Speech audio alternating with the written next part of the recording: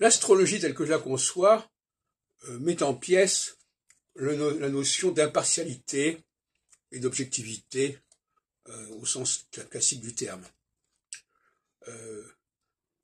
L'astrologie cyclique explique qu'à certains moments nous avons un préjugé favorable dans un certain sens ou défavorable dans un autre sens, que ce soit au niveau des topiques sensoriels ou sur certains points on va avoir une telle attitude et d'autres points d'autre attitude, ou sur le plan de l'élection ou du choix des dirigeants, où parfois on va préférer certaines populations à d'autres populations. Vous savez de quoi je veux parler. Bon. Donc, où est l'objectivité là-dedans, hein?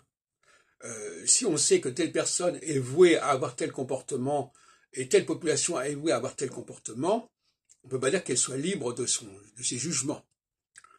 Donc je crois que la notion de liberté, à mon avis, elle est très relative, hein. Je crois que c'est une notion qui va devoir plus ou moins disparaître quelque part, parce qu'en réalité, elle est circonscrite par un certain nombre de facteurs, de processus, qui permettent d'ailleurs, entre parenthèses, une dimension scientifique. Parce que la liberté ne va pas tellement bien avec la science. Donc ça, c'est aussi un dilemme épistémologique.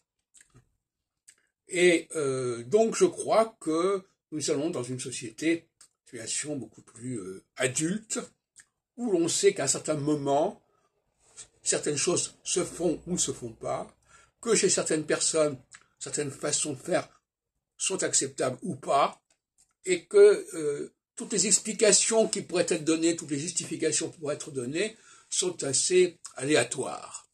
C'est ce que j'ai appelé, à une époque, une démarche hypnotique.